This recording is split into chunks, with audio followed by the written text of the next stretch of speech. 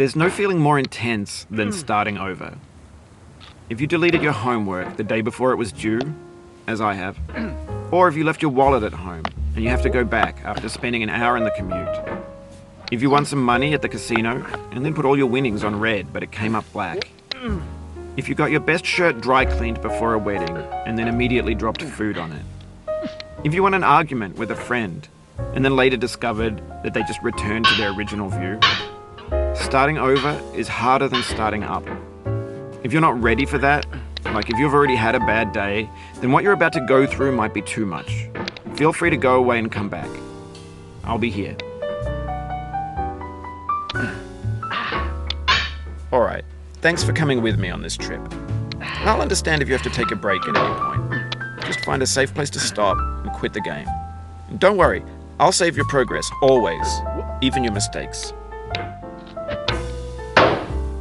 This game is a homage to a free game that came out in 2002, titled Sexy Hiking.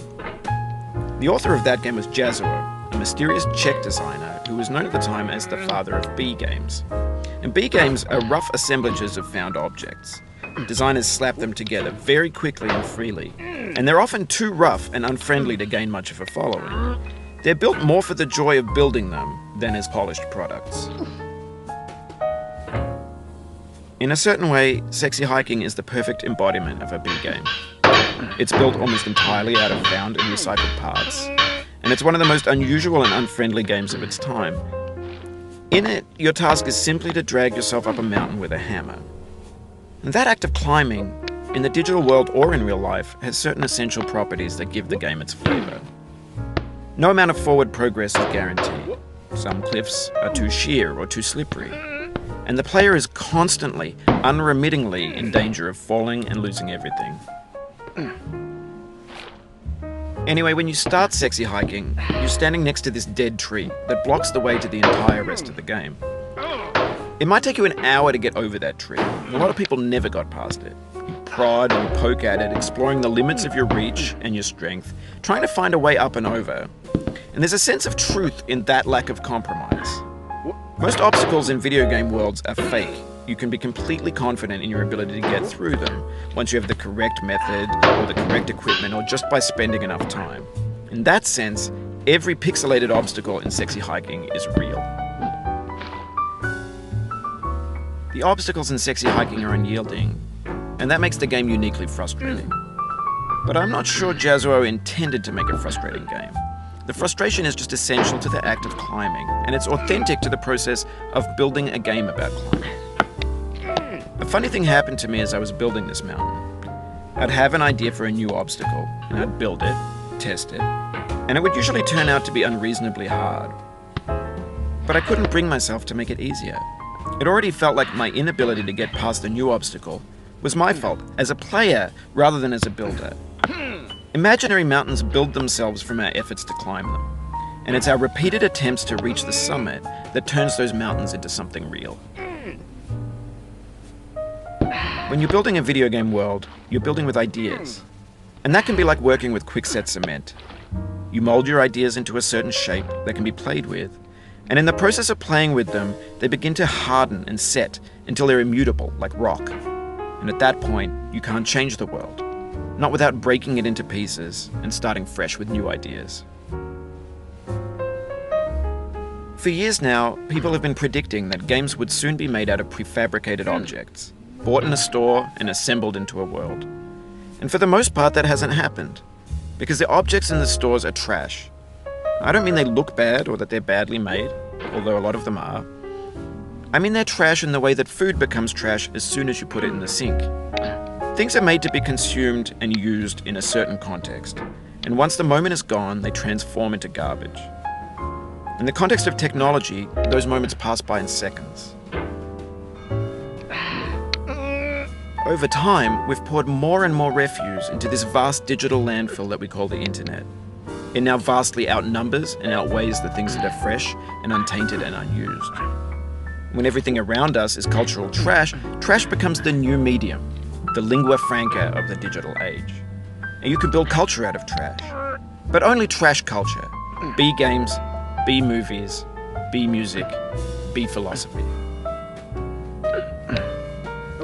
Maybe this is what digital culture is. A monstrous mountain of trash, the ash heap of creativity's fountain. A landfill with everything we ever thought of in it. Grand, infinite, and unsorted. There's 3D models of breakfast, Gen X's fanfic novels, scan magazines, green screen Shia LaBeouf, banned snuff scenes on LiveLeak. Facebook's got lifelike bots with unbranded adverts and candid shots of Kanye and Taylor Swift mashups, car crash epic failed GIFs, Russian dashcam vids, discussions of McRibs, discarded, forgotten, unrecycled, muddled, rotten, untitled. Everything's fresh for about 6 seconds, until some newer thing beckons, and we hit refresh. And there's years of persevering, disappearing into the pile, out of style, out of sight. In this context, it's tempting to make friendly content that's gentle, that lets you churn through it but not earn it. Why make something demanding if it just gets piled up in the landfill, filed in with the bland things? When games were new, they wanted a lot from you. Daunting you, taunting you, resetting and delaying you. Players played stoically. Now everyone's turned off by that. They want to burn through it quickly. A quick fix for the fickle. Some tricks for the clicks of the feckless. But that's not you. You're an acrobat. You could swallow a baseball bat. Now I know, most likely you're watching this on YouTube or Twitch, while some dude with 10 million views does it for you. Like a baby bird being fed chewed up food. That's culture too. But on the off chance that you're playing this, what I'm saying is, trash is disposable, but maybe it doesn't have to be approachable. What's the feeling like? Are you stressed? I guess you don't hate it if you got this far. Feeling frustrated? It's underrated. An orange is sweet, juicy fruit locked inside a bitter peel. That's not how I feel about a challenge. I only want the bitterness. It's coffee. It's grapefruit. It's licorice.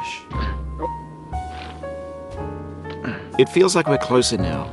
Composer and climber, designer and user. You could have refused, but you didn't. There was something in you that was hidden, that chose to continue. It means a lot to me that you've come this far, endured this much. Every wisecrack, every insensitivity, every setback you've forgiven me is a kingly gift that you've given me. We have the same taste, you and I.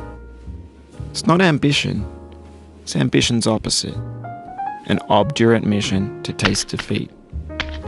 You'll feel bad if you win, so I put this snake in for you. Have you thought about who you are in this? Are you the man in the pot, Diogenes? Are you his hand? Are you the top of his hammer? I think not. Where your hand moves, the hammer may not follow, nor the man, nor the man's hand. In this you're his will, his intent, the embodied resolve in his uphill ascent.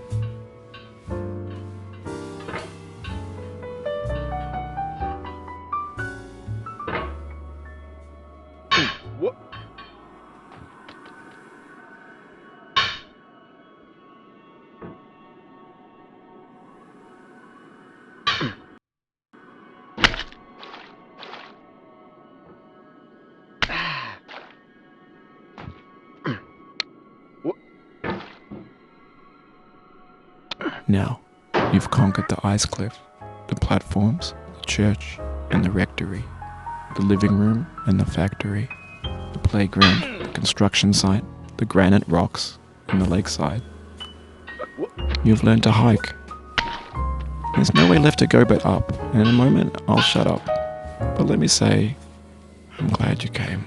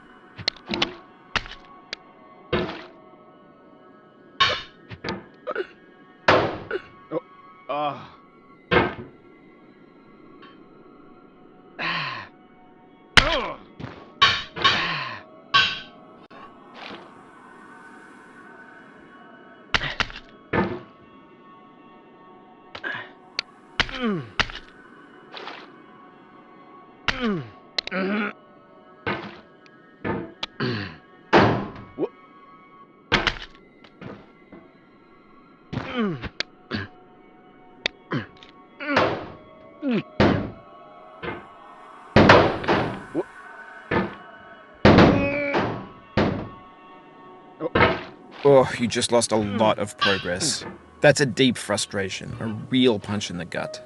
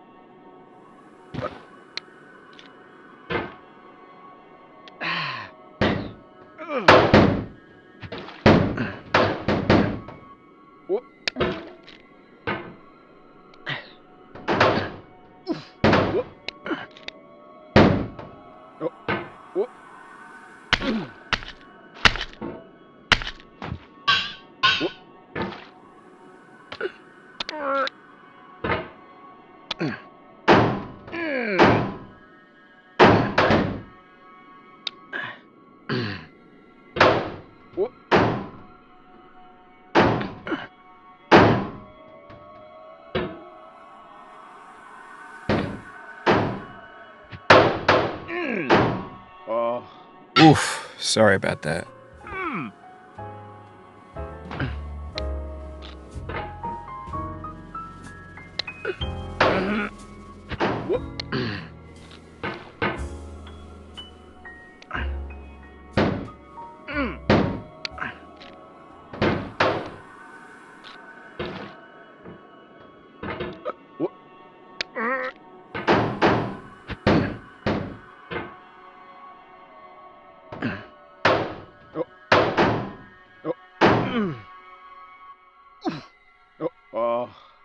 I dedicate this game to you, the one who came this far.